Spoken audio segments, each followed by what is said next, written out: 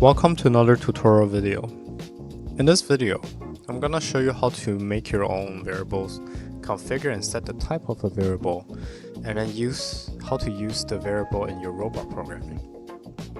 In the configure tab on the left, if you go into generally and go into variables, you can add as many variables that you like, and you can also delete these variables.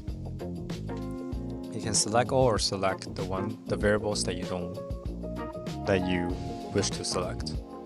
And for each variables, you can change a variable name, you can change a type of variable, you can set the different value, and you can even specify the range of the variable.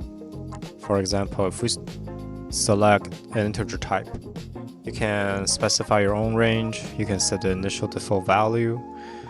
Similarly, you can do that for floats. But for Boolean, of course, you only have true and false value.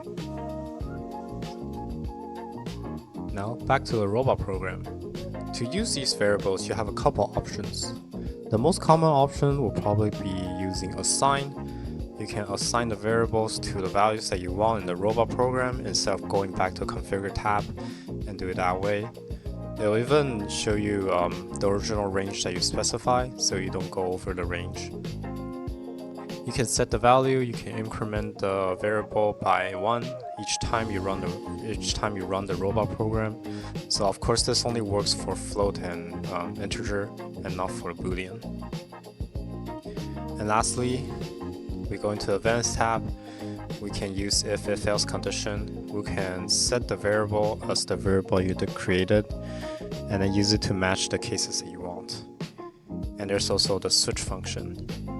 But the switch function only works for integer, so just keep in mind for that.